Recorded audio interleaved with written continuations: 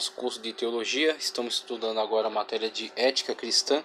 Já gravamos aí 2 aulas, uma falando acerca do verbete de ética cristã do dicionário de filosofia, trazendo aí posicionamentos e autores que contribuíram ao longo da história com a matéria da ética.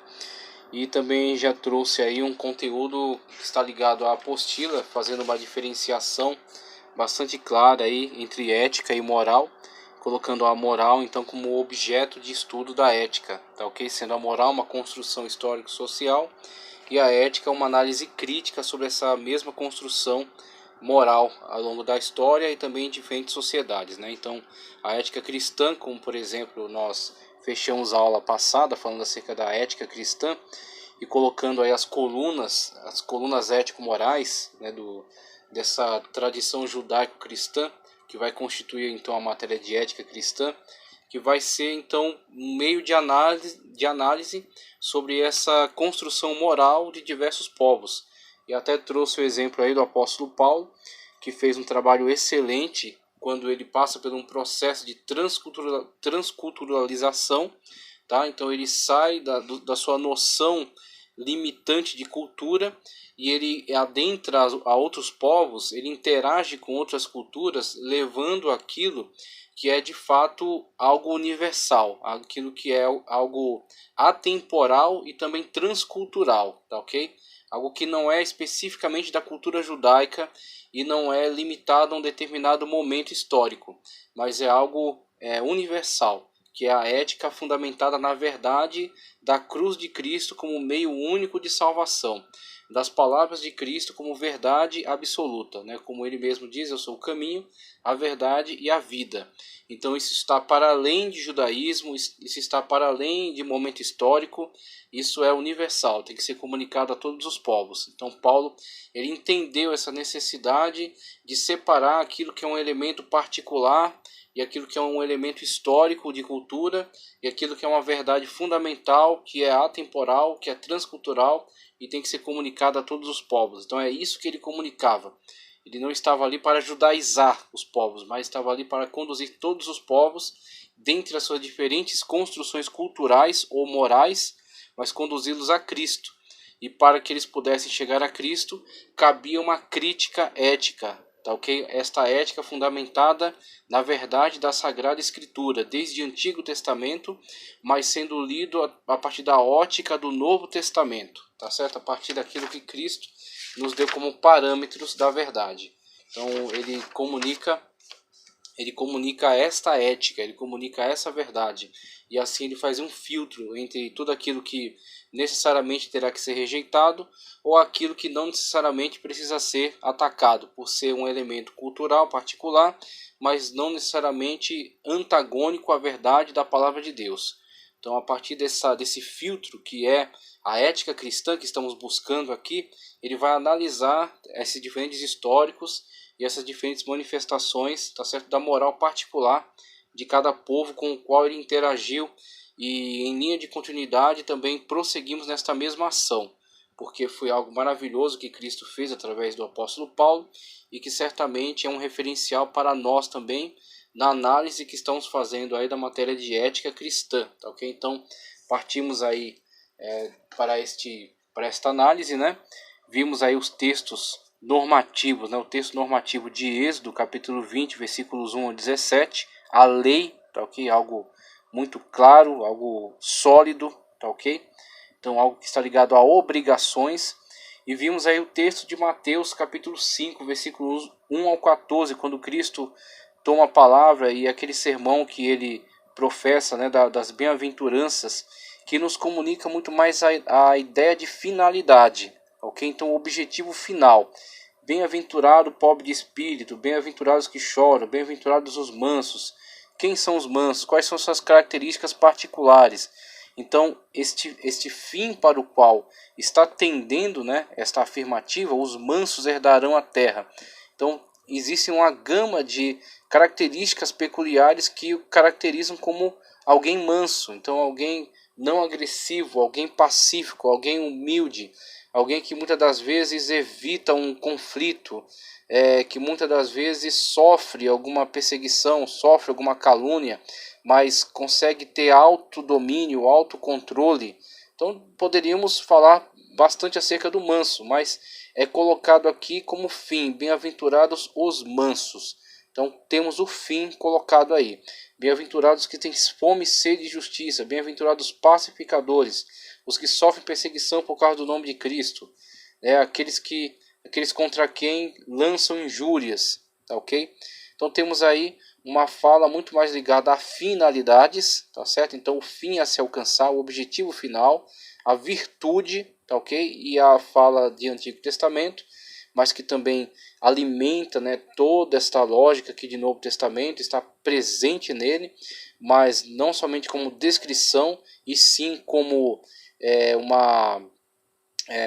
como análise, tá ok? Colocado aí os seus objetivos, o seu espírito, né, o espírito da lei, colocado aí também a questão dos 10 mandamentos, tá? Então precisamos observar tanto essa característica dos mandamentos do Antigo Testamento, mas na influência que eles exercem sobre o Novo Testamento, e principalmente a leitura que é feita no Novo Testamento em relação a todo esse conteúdo, porque é a partir daí que nós vamos compreender como nós poderemos chegar, tá certo, a esse objetivo final.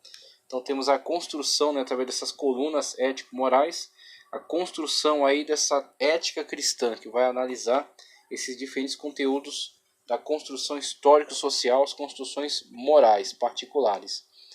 E em relação à origem da ética, aqui na nossa apostila, temos aí algumas abordagens já relacionadas, e ele fala aqui primeiro na pesquisa científica. Inclusive ele diz: cientificamente falando, não se sabe certamente quando se iniciaram na história da humanidade o senso moral e a ideia de estabelecer regras e hábitos sociais entre os homens. Em face dessa incerteza, os estudiosos têm criado muitas teorias. A tese predominante no mundo científico gira em torno da ideia de que provavelmente a ética originou-se no primeiro Homo sapiens. Então, nesta linguagem já observamos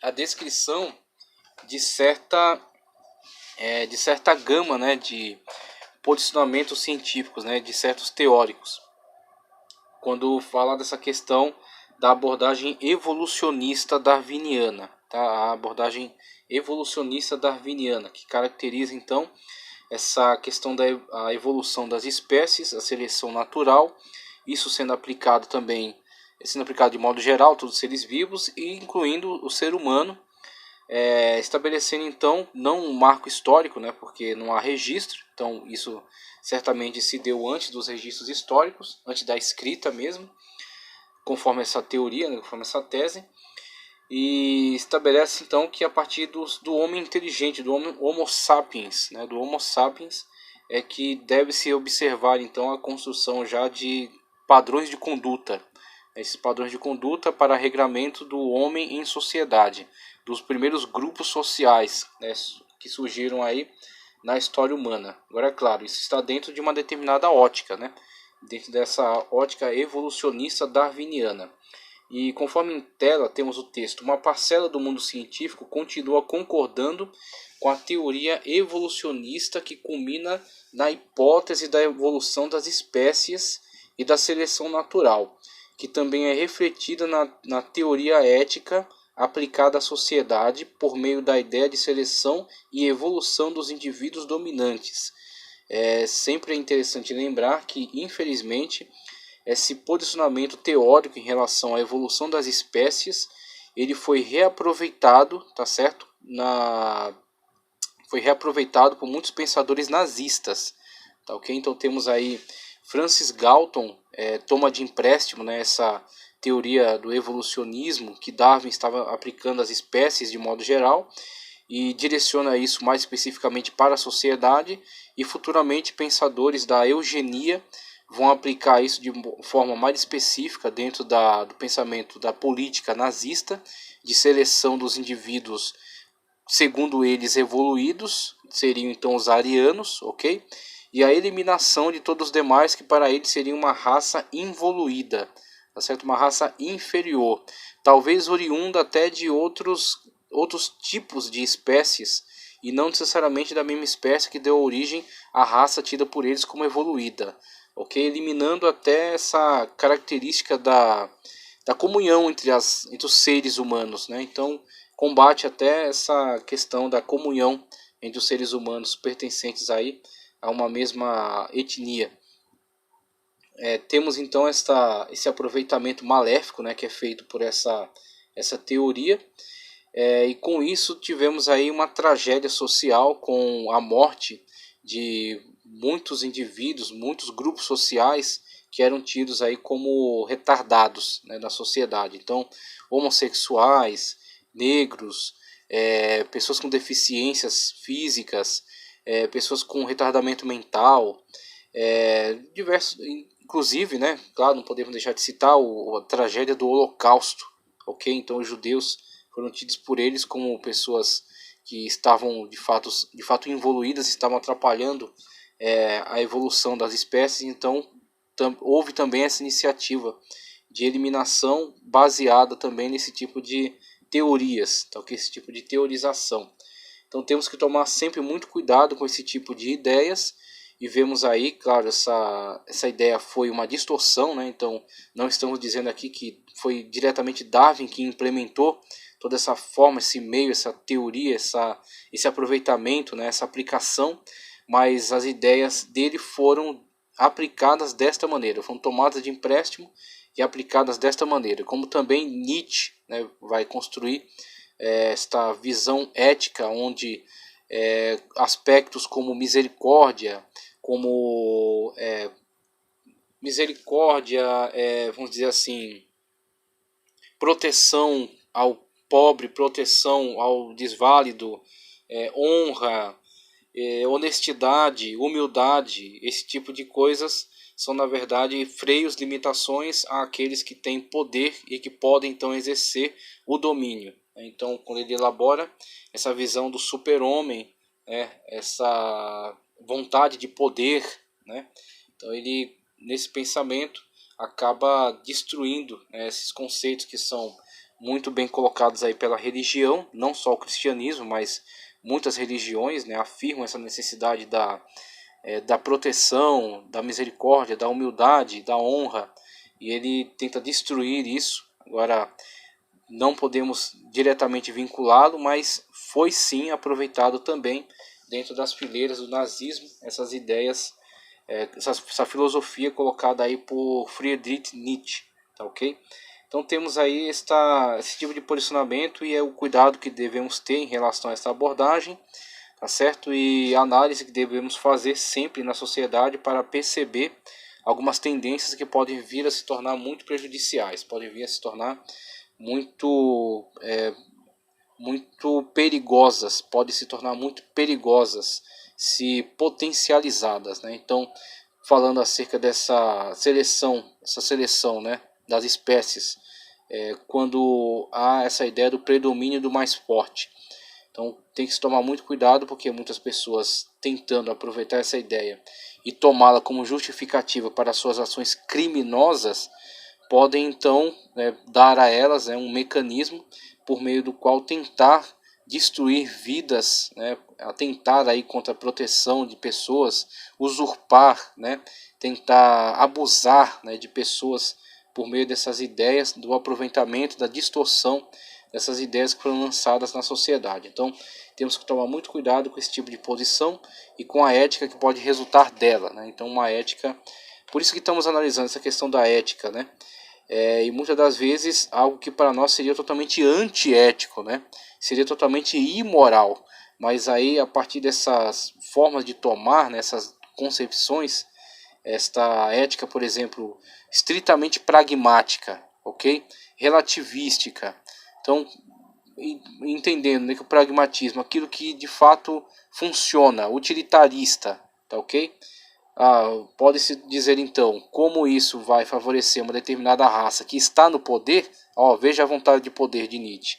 Uma determinada raça que está no poder vai eliminar os mais fracos, vai eliminar os defeituosos, e aí a eugenia favorecia a ideia de que com a eliminação destes, os indivíduos aperfeiçoados que estariam se relacionando dariam origem a uma super raça de pessoas perfeitas, o que foi comprovadamente um equívoco colossal, porque analisando-se aí o histórico, né, dessas tentativas eugenistas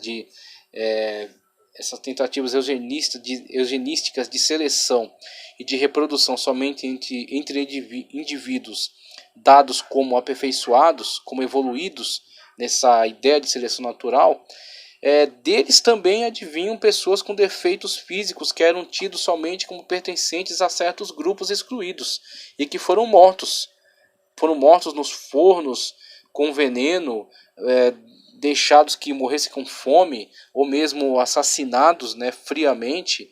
Então, dentre estes tidos como raça pura, como raça evoluída, também vinham pessoas com defeitos, falhas genéticas gravíssimas, tá ok? Então, mostrando-se totalmente ineficaz, completamente absurdo, ridículo.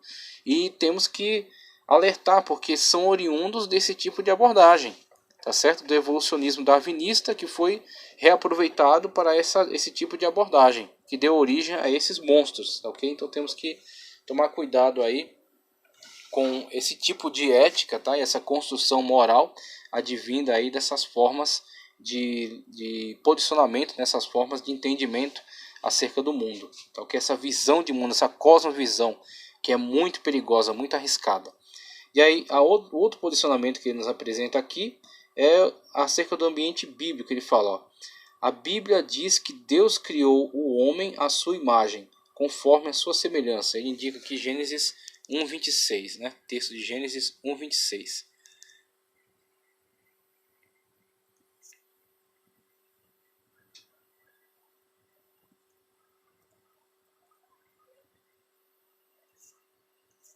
E o que quer dizer isso? Imagem e semelhança de Deus no homem. Existem três teorias que se esforçam para explicar essa questão. Primeira, uns entendem que a imagem e semelhança de Deus no homem é física. Segundo, outros entendem que se trata da capacidade de dominar o mundo. Terceiro, mas a tese que mais prevalece é a imagem racional, moral e espiritual, pois de toda a criação somente o homem foi dotado desses atributos. Isto feito, Deus criou o homem não como um animal irracional que se evoluiu com o passar do tempo, mas com todos os atributos que ele possui atualmente. Então, dentre as três teorias, a que prevalece é a terceira, e de fato, se formos analisar, tentarmos construir a ideia de que a imagem de Deus é algo físico no homem, então Deus, na verdade, tem qual aparência? Deus é japonês, Deus é negro, Deus é indígena. Qual é a aparência de Deus? Deus é um europeu branco de olhos azuis e cabelo loiro? Então, qual é a imagem? Com quem Deus se parece? Qual é a raça, a etnia que de fato traduz a imagem e semelhança de Deus? Então, temos que a humanidade, como oriunda aí de um Deus todo-poderoso e criador de toda a raça humana, tá ok? Que dá a alma que anima essa raça através do seu próprio espírito, do seu sopro nas suas narinas, temos então que a característica que de fato ressalta no homem, que o faz singular, diferenciar-se de todos os demais seres que com ele habita nessa terra, e por isso mesmo semelhante, diferente desses seres racionais, e semelhantes ao seu Criador, um ser inteligente, um ser condutor de todo o processo criativo, chamado até por alguns de design inteligente, né? Então, alguns que laboram nessa teoria do design inteligente dizem que este design, o design de todas as coisas, nos fala acerca de uma inteligência, e essa inteligência, conforme a Sagrada Escritura, podemos dar o nome de Deus, ok? De Jesus Cristo, por exemplo, que é o Logos divino pré-encarnado, que por meio do qual tudo foi feito, sem ele nada que foi feito se fez, como diz o apóstolo João no seu Evangelho.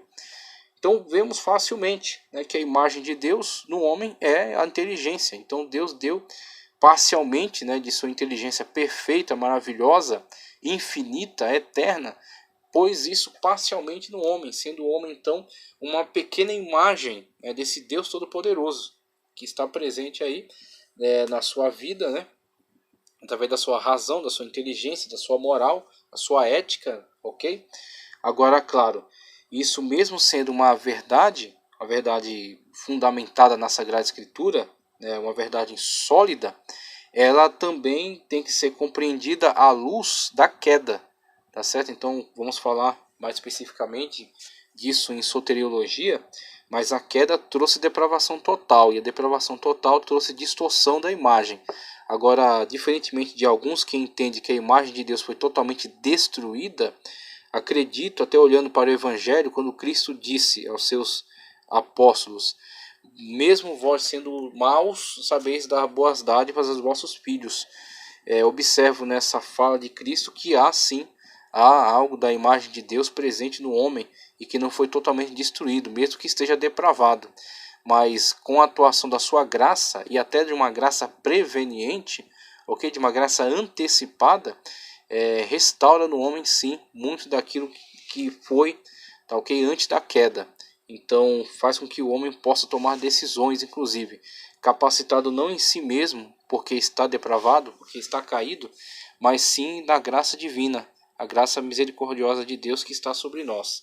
Ok? Então temos a imagem, e a imagem de Deus no homem. E a partir dessa imagem e semelhança de Deus, a construção ético-moral, através da razão, da inteligência que está presente no homem.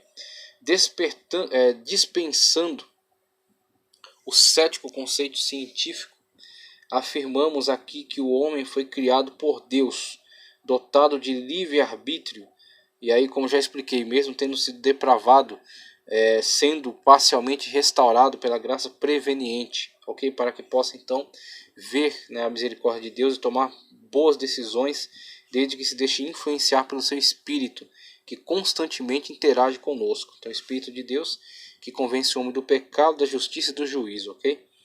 Com poder para dizer sim ou não à tentação e, consequentemente, ao pecado. Gênesis 4:7. O conceito do bem e do mal lhe foi dado por Deus desde sua origem, conforme Gênesis 2:16 e 17. Portanto, é certo admitir que desde a criação o homem tinha senso de moralidade, o homem tinha senso, o homem tinha senso de moralidade, pois sabia o que devia ou não fazer, bem como as consequências trazidas pela desobediência. Muito bem, então o texto, conforme afirmamos, conforme ele se posiciona aqui, de uma forma muito clara, né, muito objetiva, cremos na revelação bíblica, cremos na declaração bíblica de que o homem é imagem e semelhança de Deus, e também de que o homem decaiu de uma situação perfeita para uma situação depravada, pecaminosa, e consequentemente a humanidade atingida por este mal, como está muito claro em Romanos, né, que todos pecaram e destituídos estão da glória de Deus. Em decorrência disso, temos todos os males e prejuízos presentes aí na história da humanidade, né, por causa da queda, mas não porque o homem um dia foi um ser irracional que de uma forma totalmente randômica, aleatória, foi evoluindo, não sei de que espécies, ok, até chegar ao estado em que passou também de uma forma aleatória, de uma forma totalmente ao acaso, né, a desenvolver regramentos morais e éticos. Cremos que, conforme a Bíblia Sagrada afirma, isso foi uma dádiva divina dada ao homem e que o torna diferente de todos os demais seres que com ele habitam no planeta Terra, mesmo seres tendo um instinto de preservação de suas espécies, né? Então preservam sua prole, preservam seu grupo, estabelecem algumas regras de liderança do grupo, mas sempre levados pelo instinto e não por um pensamento autoconsciente. Então o animal, ele mesmo que seja cônscio, né, de algumas situações para sua proteção, para sua defesa, para o benefício, né, da sua matilha, do seu grupo, ele não é autoconsciente como o ser humano é e constrói regras complexas de convivência. Tá, ok? E tudo isso como reflexo aí da dádiva divina de termos sido criados por um Deus todo-poderoso, um Deus que imprimiu em nós a sua imagem, tá, ok? Através do sopro. Referencial bíblico teológico, conforme está em tela. O referencial bíblico está fundado nas declarações da palavra de Deus revelada, que pode ser facilmente observada na sociedade, que, conforme nos é descrito, foi criada por um Deus bom, mas devido ao pecado encontra-se em estado de depravação, na verdade, né? Coloquei redundantemente aí a questão do pecado de novo, mas na verdade queria colocar depravação. Encontra-se no estado de depravação e necessita se submeter à palavra de Deus, à verdade revelada de Deus na Sagrada Escritura para ser então restaurada. A fé vem pelo ouvir e ouvir a palavra de Deus. Então, conforme a palavra de Deus é declarada, é pregada, é difundida, tá certo? É espalhada por toda a face da terra. O contato com ela instiga, né, no homem então esta fé que é favorecida pela graça preveniente, e o homem então dá lugar a que o Espírito Santo de Deus opere salvação na sua vida e que as obras de Cristo lhe sejam imputadas, sendo seu pecado perdoado e a sua vida agora restaurada à presença de Deus. Então temos um processo salvífico da humanidade operado aí por esses meios. E temos o referencial bíblico falando acerca da criação, falando acerca da imagem e semelhança de Deus e falando acerca então de toda essa capacidade para a construção da moral ao longo da história, mesmo essa moral diferenciando-se aí dentre todas as sociedades que foram se constituindo, né, desde os primeiros indivíduos, mas são, de uma forma geral, a sua somatória nos mostra então a capacidade do homem de construir esta moral e também analisar essa moral por meio de ferramentas de ética, tá ok? E tudo isso, toda essa complexidade em razão de ser o homem um ser inteligente, tá ok? Essa inteligência advinda aí de um Deus todo-poderoso e todo inteligente, para ser restaurado e viver conforme o plano perfeito. Então, o plano perfeito de Deus, a partir da sua restauração, da restauração à presença de Deus. Então, temos aí na continuidade, ele fala também acerca da questão da arqueologia, que aí vai nos apontando historicamente, né, a construção de diversos compêndios, né, diversos sistemas morais, de regramentos, né, de lei, para que possam então as sociedades serem regidas de uma forma justa. Então as sociedades vão ser regidas aí por essas leis, e essas leis são bem antigas, já desde cedo na sociedade surgem muitos regramentos morais e a tentativa de sua imposição mesmo, por meio de uma autoridade central, de um governo que conforme se fortalece, se expande e impõe então esses regramentos, impõe então essas leis, esse código, né, positivado, para que ele possa criar um ambiente justo e possa também fazer com que a autoridade central seja confirmada, né? A autoridade central não seja questionada, nem seja atacada, né? Então pacificando os povos e estabelecendo-se perpetuamente no poder. Então isso é tranquilo. Você pode ver isso de uma forma muito clara em Leibniz, né? Ele fala aí acerca do Leviatã e de como os homens entregam parte de sua liberdade, cedem parte de sua liberdade, a fim de que possa se constituir este Estado que possa pacificar e evitar a guerra de todos contra todos. Então, temos aí esta questão muito clara neste filósofo. Mas conforme está em tela, veja só. Primeiro texto da apostila que diz: os achados arqueológicos atestam que desde a antiguidade os homens sempre tiveram um nítido senso de moralidade. Um exemplo disso é o povo sumério, que viveu há quase 3.000 anos antes de Cristo. Eles tinham um elevado senso do que era certo e errado, ou errado. Para eles as leis humanas eram um reflexo das leis divinas, apesar de não termos nenhum conhecimento de qualquer código de leis existente naquele tempo. Podemos observar através dos achados arqueológicos que havia um senso de justiça social entre eles, principalmente contra a exploração dos mais pobres. Isso nos faz saber que o conceito de leis remonta ao Código de Hammurabi. Então ele aponta aqui o Código de Hammurabi, de fato foi um grande referencial histórico, né, para esta positivação de um código de leis e a imposição por meio de um governo central forte, o governo babilônico da época. Mas houveram sim outros códigos de leis até mais antigos, né, do que o Código de Hammurabi. Inclusive o Código de Hammurabi toma deles de empréstimo, né, então ele se inspira nesses códigos anteriores sumérios. Aqui já estamos numa época babilônica, então temos muita influência semítica já, né, então já posterior à época suméria de fato, mas já desde a época suméria de Ur-Namur, tá certo, de Ur dos Caldeus, de outras cidades da época, Erido, tá ok? Temos aí códigos de leis que já eram vigentes nessas cidades-estados, agora não se universalizaram, né? Porque conforme o governo central consegue impor-se por mais territórios, aí ele vai impor também a sua lei, em alguns casos respeitando até de certa forma leis locais, mas impondo seu código de leis como superior, né? Então, todos sendo regidos a partir desse código de leis. Conforme está em tela, os trabalhos dessa ciência, né, a arqueologia, têm revelado que desde cedo na história da humanidade, a lei como positivação de códigos ético-morais tem sido cultivado entre diferentes povos. Egípcios, sumérios, babilônicos, hindus, né, tem um código de, conforme tem aí código de Ur-Namur, tá ok? Código de Hammurabi, conforme citado aqui no texto da apostila, código de Manu entre os hindus, tá ok?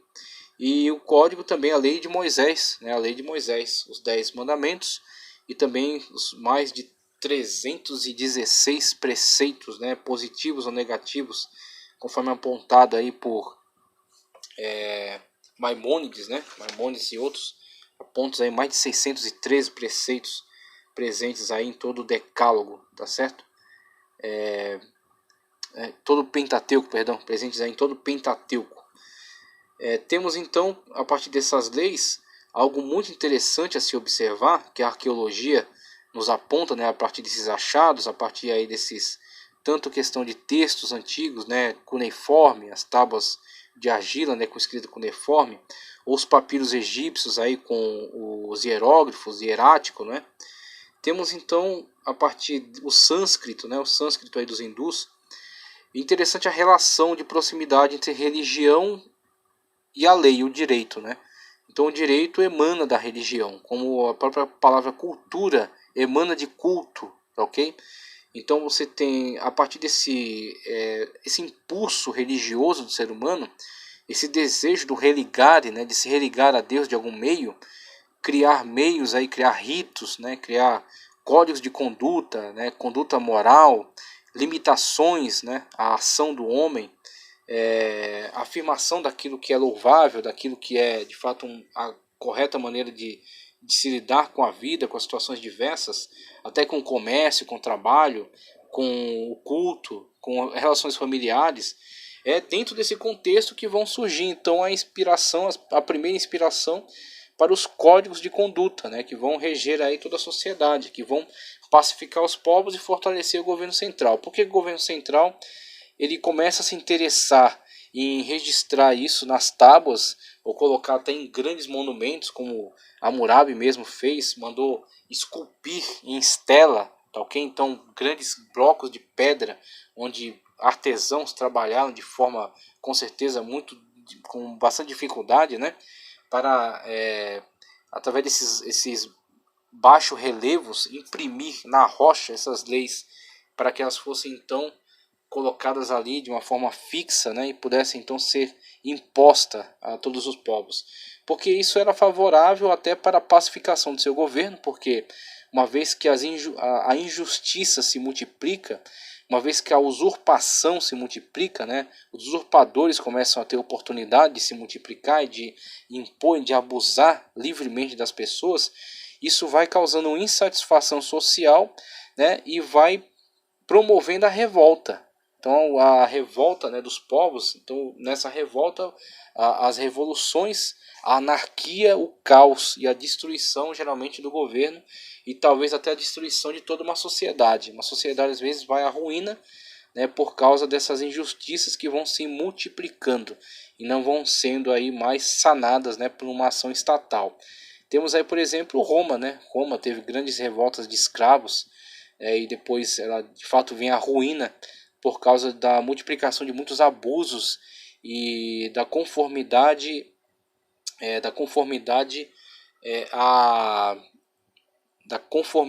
estou com a palavra na ponta da língua, a corrupção, a conformidade à corrupção. Então essa corrupção vai se tornando cada vez mais impregnada, né, no Estado, de modo que as instituições perdem totalmente seu valor, a lei torna-se obsoleta, vira um caos, uma guerra de todos contra todos, uma anarquia, e aí o sistema rui, né? O sistema cai por terra. Então, desde muito cedo, os povos observaram que a construção histórica da moral, né, tomando de empréstimo aquilo que já foi transmitido, né, até pela tradição de pai para filho, de gerações a gerações, a partir dos mitos, né, os mitos que falavam acerca, né, justificavam determinadas atitudes, né, então tudo isso como construção aí das bases dessa sociedade, essa forma de conduta, né, a sua forma de respeito, né, a sua forma de valorizar aquilo que de fato protege, né, os bens, protege os valores, protege a família,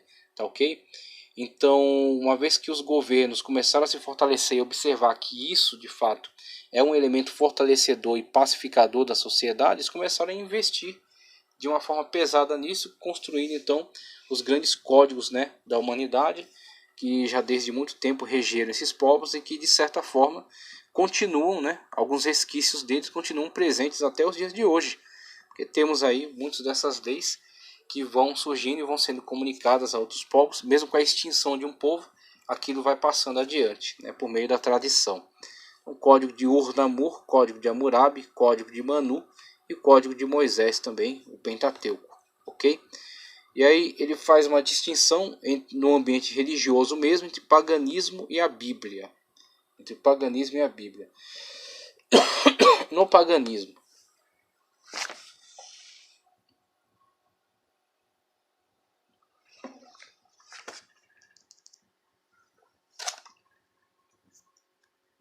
as pesquisas nos conduzem ao conhecimento de que as primeiras preocupações acerca da conduta humana nasceram no ambiente religioso de todos os povos, pois suas doutrinas fundamentais, tais como julgamento, recompensa, reencarnação, a reencarnação, essa questão da culpa, né? Então a culpa transfere-se aí para até interfere até em outras vidas, né? Então a pessoa, devido a uma culpa acumulada, né, a um crime cometido, afeta então outras formas de vida nas quais ela pode voltar. Temos aí então o hinduísmo, né, o samsara.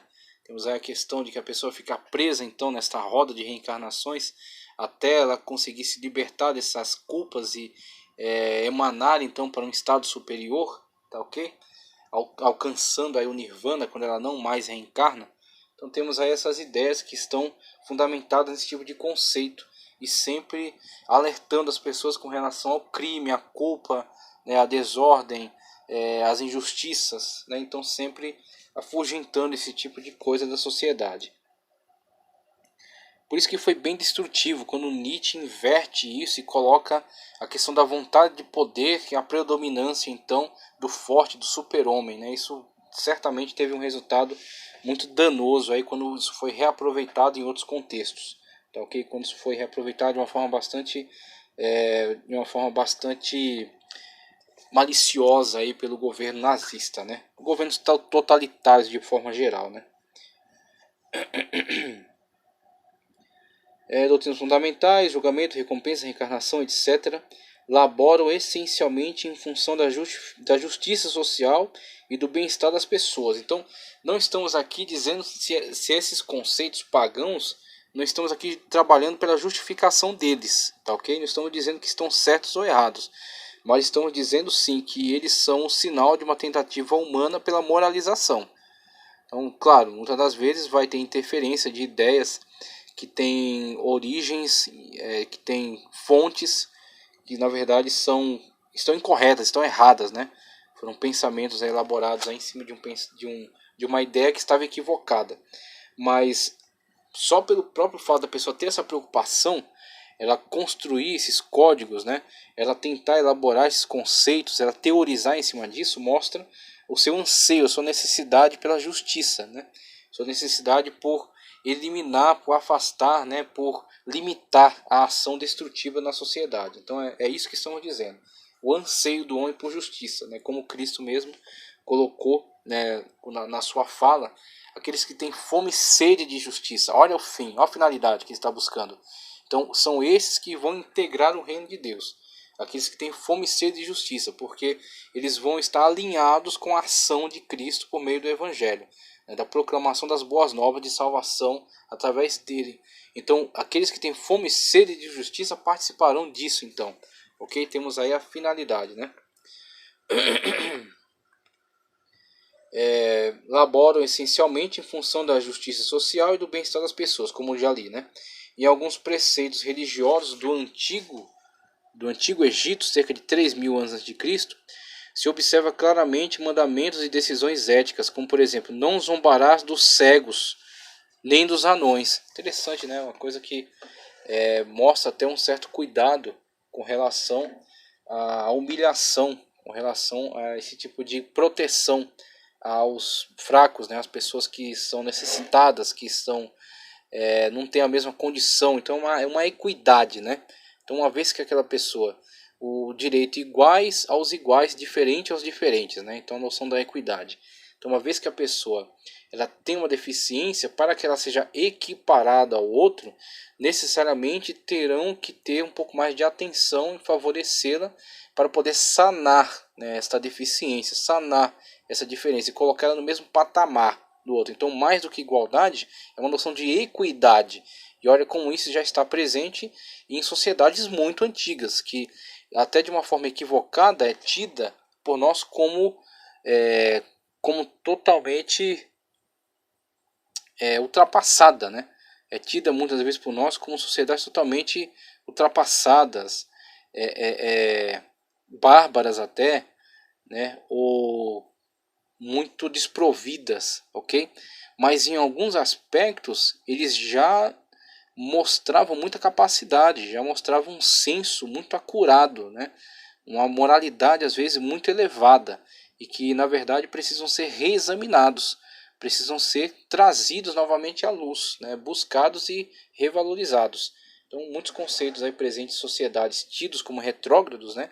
Tidos como ultrapassados, na verdade já tinham um grau aí de avanço muito surpreendente. Então tem que se respeitar e tem que se analisar. Então é interessante olhar para essa questão e ver, né, mesmo no mundo pagão, uma certa noção aí de equidade, noção de justiça social, uma tentativa de elaboração, né, dessa moral em cima desses conceitos. Então só o esforço já mostra o anseio do homem por essa justiça. Justiça essa que Cristo está valorizando, que Cristo busca, né? Bem-aventurados que têm fome, sede de justiça. É interessante como isso já é uma necessidade humana de há muito tempo, né? O homem já tem trabalhado nisso. Agora, claro, através da ética cristã que estamos abordando, vemos como Deus ele se manifesta então para trazer, né, para sanar esta sede, para atender essa demanda, para de fato revelar ao homem aquilo que atende a essa sua necessidade. Ok? Então temos aí a moral construída em cima dos preceitos revelados da palavra de Deus e a ética, e aí sempre lembrando do posicionamento de Paulo, né, com análise desta moral, retirando aquilo que seja particular a determinada cultura específica, tá, ok? E aplicando aquilo que seja universal, aquilo que seja um bem revelado por Deus a todas as pessoas. Mesmo que nem todos tenham que se circuncidar, mesmo que nem todos tenham que adotar determinados hábitos alimentares, né, os hábitos alimentares kosher dos judeus, ou tenham que guardar um determinado dia da semana, porque isso é um aspecto cultural particular, é um compromisso, né, uma aliança entre Deus e o povo de Israel, mas olhando para toda esta lei, vendo aí todo o seu referencial, né, temos aí uma riqueza cultural universal, não somente para os judeus, mas para todos os povos, e que será comunicado então por meio do Evangelho. O Evangelho vai absorver tudo isso, o espírito da lei, e vai comunicar de uma forma aí muito clara para todos os povos. Então, a ética faz essa análise. A ética analisa a moral, tirando aquilo que é particular e aplicando aquilo que é universal, aquilo que é uma verdade para todos os povos e que é atemporal para todas as épocas. Tá ok? Então temos essa questão do paganismo, e ele fala também aqui do Antigo Testamento.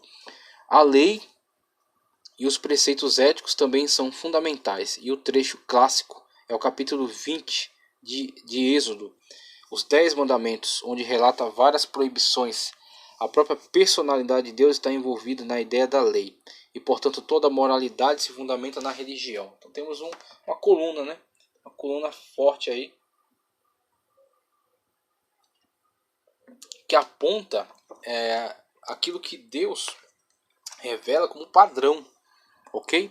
Então ali está o padrão de Deus, certamente não seria alcançado. Por isso, todos aqueles ritos estabelecidos, né, para que o homem pudesse então, por meio desse subterfúgio, transmitir sua culpa para o animal que era sacrificado em seu lugar, mas isso sendo algo transitório, como apontado aí na carta aos Hebreus, algo transitório, algo que não era perfeito ainda. E quando veio aquele que é perfeito, o sacrifício vicário de Cristo Jesus, o seu próprio sangue derramado por nós, fazendo a expiação dos nossos pecados, então aquele que é perfeito eliminou aquilo que é transitório, tornando obsoleto todo aquele sistema sacrificial, porque o sacrifício agora é Cristo, o Cordeiro de Deus que tira o pecado do mundo. Mas todos aqueles preceitos morais estão presentes, foram absorvidos pelo Novo Testamento e foi aplicado como espírito da lei, tá ok? Então temos aí a salvação não é pela lei, mas é através de Cristo, por meio da sua graça, a sua salvação, o seu sacrifício vicário, ok? Mas todo essa construção, tá ok, de leis, elas nos mostram, nos apontam a direção certa, o padrão de Deus para a nossa vida, a nossa maneira de viver em sociedade. Nós vamos ver isso um pouco mais para frente aqui, o conteúdo que eu preparei, quando a gente começa a lidar com a ética dentro do protestantismo e a diferença que vai haver entre a abordagem de Lutero, a de Melanchthon e a de Calvino. Então, aqui como Melanchthon e Calvino vão olhar para estas leis do Antigo Testamento de uma forma, na verdade, bastante útil para o regramento da sociedade de modo geral. Então, o regramento da sociedade, sendo o crente regido de uma forma mais clara pela fé. A fé, a graça salvífica, a transformação da sua vida, a sua regeneração. Então, ele estando para além, como Cristo mesmo coloca para os fariseus, a vossa justiça tem que exceder, a vossa justiça tem que exceder a justiça dos fariseus, que são os religiosos, os legalistas, né? Então tem que exceder, a sua justiça tem que estar fundamentada no Espírito. Paulo diz, aquele que anda conforme o Espírito não cumpre a vontade da carne.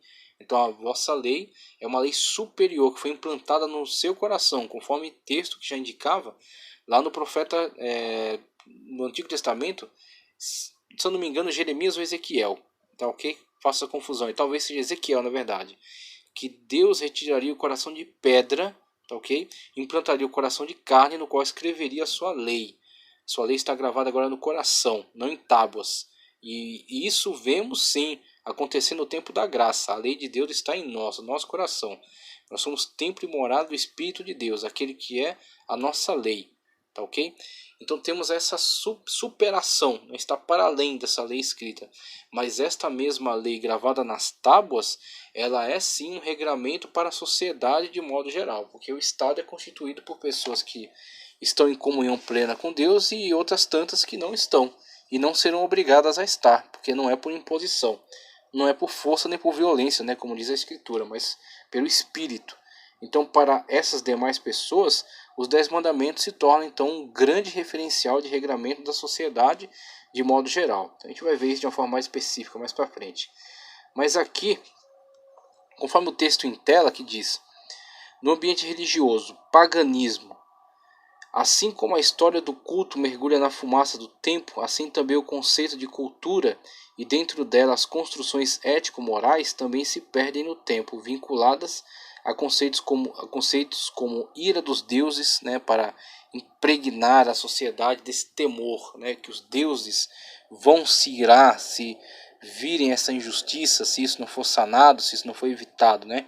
Então muitas das vezes isso era um elemento aí de limitação, né, de certas ações destrutivas dentro da sociedade. Recompensas celestiais, então ambientes aí que é descrito, né, de recompensas para os honestos, os justos, os valentes, né, então diversos tipos de recompensas que eram prometidas. Ou atividade humana em vista do religário da religião, então como rito, né? Então o homem se autolimitar como forma de se religar a seu Deus, né? E aí dentro desse conceito pagão que é bastante heterogênico, né, que é bastante difuso e até muitas vezes contraditório em alguns aspectos, temos aí a concepção de deuses benfazejos e malfazejos e até a tentativa de interação dentro desse mundo para tentar manipulá-lo, interagindo até com outros deuses somente com o objetivo de proteger-se de outros deuses, ou de outros espíritos, ou de outros seres sobrenaturais presentes na natureza. Então, até um exemplo que eu dei na aula de história de Israel, falando na cultura suméria, né, cultura babilônica, a presença, aliás, em angelologia, isso foi abordado, angelologia, a figura de um demônio chamado Pazuzu, onde foi feito pingentes, foi feitos colares, né, com a imagem, e era utilizado por certas pessoas para se proteger da ação maléfica de outros espíritos. Então nós temos aí, esta forma como o paganismo se relacionava, né, com essa forma de religião da época deles, né, como eles se relacionavam então com essa forma de culto, tentando interagir e manipular até essas forças, né, sobrenaturais. Agora, dentro do conceito bíblico, dentro do padrão bíblico lá, a Bíblia Sagrada, veja, diferentemente de muitos conceitos religiosos nos quais o homem manipula a divindade ou a ela se submete por códigos, tá certo, morais, em vista de benefícios, olhando para essa questão, né, dos benefícios, o texto sagrado revela que a lei de Deus nos foi entregue no Monte Sinai como um referencial do padrão de Deus para que um povo andasse, né, um povo pudesse andar, pudesse conduzir em sua presença e fosse referencial universal para os demais povos. A lei de Deus é o padrão dele para nós. Então é um relacionamento diferente, porque parte aí da ação na qual Deus Todo-Poderoso, Deus Soberano, ok? Que está libertando o povo do cativeiro, ele se revela, né, ele se mostra ao povo, ele revela acerca de si mesmo, da sua vontade, com a sua autoridade, né, com o seu poder, e ele torna claro aquilo que ele exige, tá certo? Ele torna claro como é que ele vai mostrar, como é que ele vai deixar claro para a sociedade aquilo que ele exige. Quando ele se revela e ele entrega então as tábuas da lei, ok? Então, entregando as tábuas da lei, as pessoas estão conscientes agora daquilo que é exigido delas, da ação necessária que é exigida delas, para que elas pudessem então continuar dentro, né, continuar pertencentes ao grupo que foi escolhido por Deus, o grupo que foi selecionado por Deus, para poder levar, né, poder ser um referencial da sua palavra, ser um referencial, tá ok? Como um povo referencial daquilo que Deus está revelando para os povos de forma geral, de modo geral. Então o Sinai nos mostra uma característica muito peculiar, um Deus muito peculiar, muito diferente de todas as manifestações que já foram vistas. Porque não é simplesmente uma tentativa do homem dominar a deidade, do homem manipular a deidade, ou do homem ele mesmo por si mesmo de per si construir uma ponte para se religar a Deus. De forma alguma. É simplesmente a manifestação de um Deus livre, todo-poderoso, soberano, que escolhe um povo dentre os povos, nem sequer é um povo de grande expressão, de grande poderio bélico, de grande poderio intelectual. É um povo dos menores, aliás, tá ok? Torna esse povo livre das cadeias aí da opressão, né, da escravidão, se revela a este povo, entrega a sua lei a este povo como seu padrão, tá ok? Firma uma aliança coletiva com ele para que ele fosse um povo representativo, um povo com propriedade privada particular deste Deus, e este povo, vivendo conforme a sua lei, demonstraria para todos os povos qual é a vontade do Deus verdadeiro. O Deus que não tem imagem de escultura, tá ok? O Deus que não pode ser manipulado, ok? E um Deus que ele se revela de si mesmo. Inclusive, interessantíssima a definição que dá de si quando chama Moisés, aquele que seria o libertador para a nação de Israel, e Moisés busca então uma definição como apresentaria este Deus aos seus compatriotas, quem me enviou, qual é o seu nome. É a definição que Deus dá de si. O eu sou te enviou. O eu sou, o eu tenho sido. A única definição, tá certo, adequada. Aquele que é. Então tudo aquilo que existe deve sua existência àquele que é por si mesmo. Aquele que não foi criado, aquele que não tem princípio nem fim, aquele que é todo poderoso, onipotente, onisciente, onipresente. Ok? Então é este que está te enviando. O que é? O eu sou. Muito interessante, né, a diferenciação entre a revelação bíblica e a religiosidade de modo geral. Na religiosidade, no paganismo de modo geral, já vemos um esforço do ser humano pela busca da justiça, a busca de um padrão ético, tá certo? A busca de um padrão moral, a construção moral histórica e a tentativa da análise dessa moral por meio de padrões éticos, ok? Mas muito para além disso, vemos na revelação, ok, que Deus faz de si mesmo através da lei, um Deus que está agora trazendo o seu padrão, ok? Não é a construção histórica do homem, mas é a revelação, tá certo, do padrão de Deus para o homem. Não é mais do homem para Deus, o homem construindo, né, teorizando dele para Deus, mas é uma revelação de Deus para o homem. E aí temos a Sagrada Escritura e aqueles que creem, né, aqueles que se submetem, que obedecem, que têm um contato espiritual, né, que tem esse texto como uma verdade revelada, eles têm nesta medida, não na medida de uma construção histórica, como muitos da teologia liberal atribuem. Querem limitar a ação bíblica olhando para ela como mera construção histórica, tá ok? Muito para além disso, é uma revelação muito singular, é uma revelação muito especial, muito específica, que mesmo sendo colocada em linguagem humana e podendo até se assemelhar a muitos códigos de lei, tem algo muito específico, tem algo muito característico, tem algo muito peculiar, que é a revelação partindo não do homem para Deus, a construção histórico-social, né, mas sim a revelação entregue de Deus para com o homem, ok? Como Deus ele exige que o homem se comporte para que esteja em aliança com ele. Isso que é muito interessante ao olharmos aí para a importância do decálogo, das leis de modo geral, e agora principalmente no Novo Testamento o espírito da lei através de Cristo.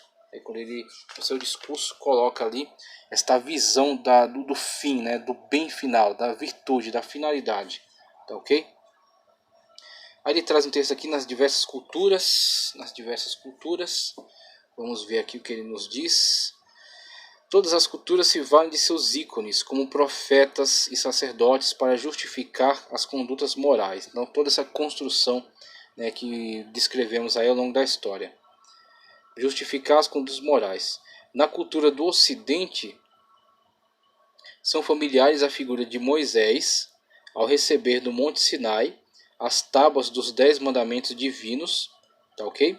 E o mito narrado por Platão no diálogo Protágoras, segundo o qual Zeus, para compensar as deficiências biológicas dos humanos, conferiu-lhe senso ético e capacidade de compreender e aplicar o direito e a justiça. O sacerdote, ao atribuir à moral origem divina, torna-se seu intérprete e guardião. O vínculo entre moralidade e religião consolidou-se de tal forma que muitos acreditam que não se pode haver moral sem religião. Segundo esse ponto de vista, a ética se confunde com a teologia moral. Claro, é um determinado ponto de vista e talvez é o que predomina, né? É o que predomina, mas como vimos na primeira aula, a ética, o estudo acerca da ética, a teorização dentro do campo da ética se diversificou bastante, adotando, por exemplo, uma visão totalmente pragmática, né, totalmente utilitarista, na qual a ética não como fim, mas como apetite, né, está muito ligada aí esta questão daquilo que é prático, que funciona, que está ligado ao desejo humano e que atende às suas necessidades mais fundamentais, né, e mais imediatas. Então temos uma ética aí que está constantemente sendo construída, que não é absoluta, tá certo? Que é relativa, né, que não pode ser imposta a todos, e que é situacional, que pode se modificar diversas vezes ao longo da história, né, e sempre está se multiplicando, que está sempre se modificando, que é fluida, né? Uma ética bastante fluida. Então, claro, com esse tipo de conceito aí, temos um afastamento, né, deste conceito mais antigo, esse conceito mais difundido, muito mais universal, no qual a moral se confunde mesmo com a questão cultural, né? Se confunde mesmo com a questão religiosa, sendo então a moral muito alimentada por uma visão teológica mesmo, tá certo? Uma visão ligada a Deus, ligada à religião, ligada à fé, aos ritos, tá certo? Ao culto. Então, temos aí esta visão que é bem mais universal. Eu já vou encerrar esta aula, tá ok? Para não me alongar muito. Falamos aí acerca da ética, né, e do ambiente religioso no qual ela nasce, os conceitos científicos, os conceitos bíblicos, tá ok? Dentro do conceito religioso, o conceito pagão universal, tá certo? Uma questão mais, abordagem mais universal da construção da ética a partir de um conceito religioso, né, ritualístico, divino, e também um conceito mais bíblico, né, mostrando aí a questão da diferenciação, a questão da revelação bíblica, né, os mandamentos entregues por Deus, como ela é uma revelação, parte de Deus para nós e não de nós para Deus, e como ela foi absorvida no Novo Testamento e comunicada a partir da ótica de Cristo, no qual está muito declarado o espírito, né, da lei. Tá ok? Então temos aí esta abordagem, já vou encerrar por aqui, e na próxima aula vamos falar um pouco mais, agora dando continuidade, com relação agora ao círculo filosófico, então adentrando aí para o círculo filosófico, né, vemos aí os pré-socráticos, tá ok?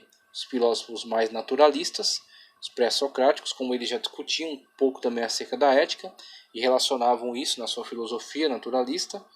E depois, de modo geral, a importância da ética para o ser humano, a questão metafísica, causalidade ou casualidade, teleologia ou tiquismo, tá ok? Necessidade pessoal e por aí vai. Então, depois damos continuidade aí, entrando já para o campo filosófico, abordando a questão da ética dentro da filosofia, né? Construção filosófica histórica. Eu agradeço aí por você estar conosco, participando desta aula, que o Senhor continue te abençoando. Se você gostou desse vídeo, dê um like, compartilhe, inscreva-se no canal, tá certo? E continue conosco, estudando ética cristã e estudando teologia de modo geral. Deus te abençoe e muito obrigado.